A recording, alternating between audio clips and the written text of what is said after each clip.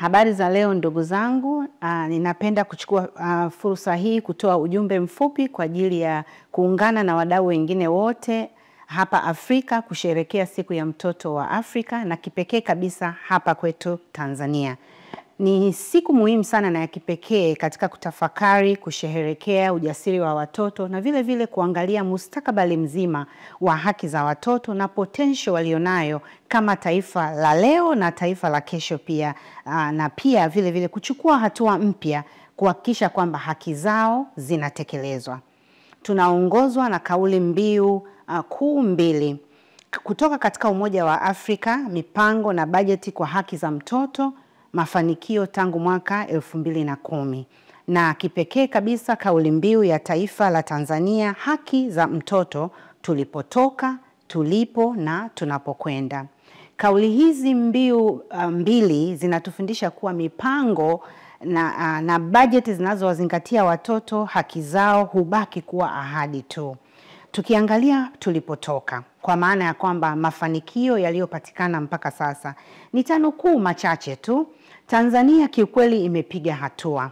Kwanza kabisa, kwa upande wetu sisi Save the Children tunapenda kutambua elimu bila ada ambayo imewafungulia watoto wengi fursa za hasa watoto wa kike pamoja na watoto wenye ulemavu walioko hasa maeneo yale ya pembezoni kule mbali vijijini waweze kupata haki ya elimu. Na vile vile mfumo wa ulinzi wa mtoto umeimarika karibu nchi nzima, na tunaona kabisa kwamba mifumo iliyopo sasa hivi inaweza kutuletea taarifa ambazo tunaweza tukazichukulia hatua kutokana na hasa kuonyesha maeneo ambayo watoto wananyanyaswa.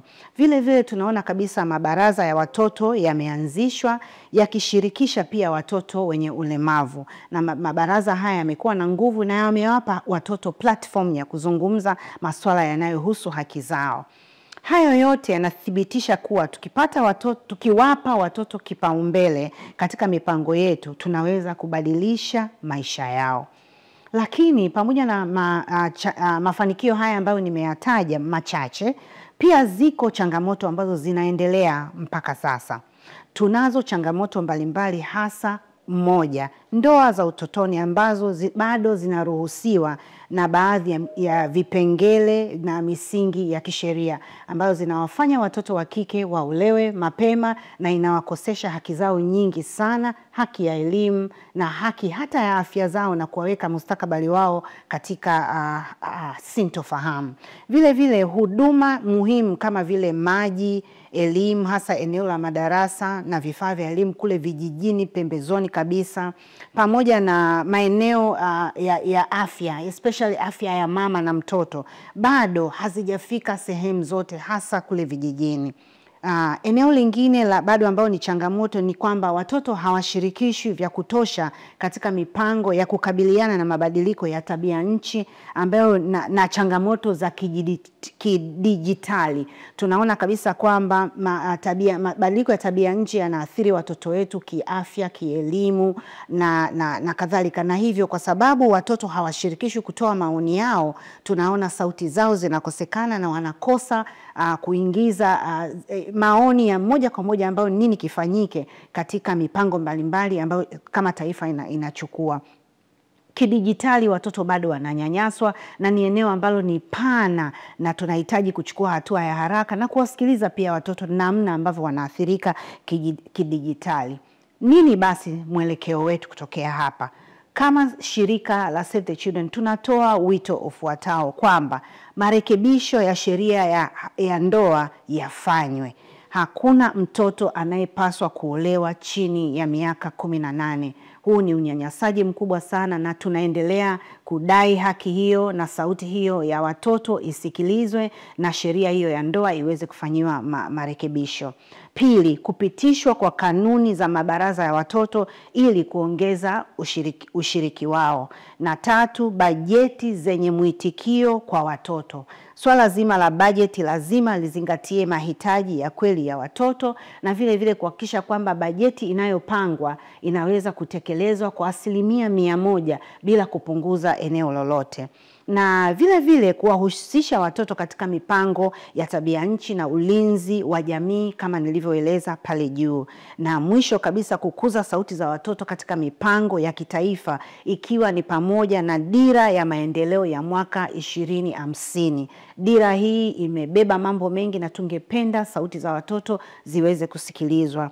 Na mwisho kabisa, kama hitimisho, kwa serikali, asasi za kiraia, washirika wa maendeleo na kila Mtanzania, tuhakikishe kuwa haki za watoto zinatekelezwa kwa vitendo, shuleni, mahospitalini, katika institution mbalimbali ambako watoto wanakuwepo, na katika jamii zetu vile vile. Mila potofu tuangalie namna ya kuziondoa, tuangalie kwamba manyanyaso kwa watoto yanaondoka, na tabia zote ambazo zinadhalilisha watoto na kuondoa haki yao zinashughulikiwa.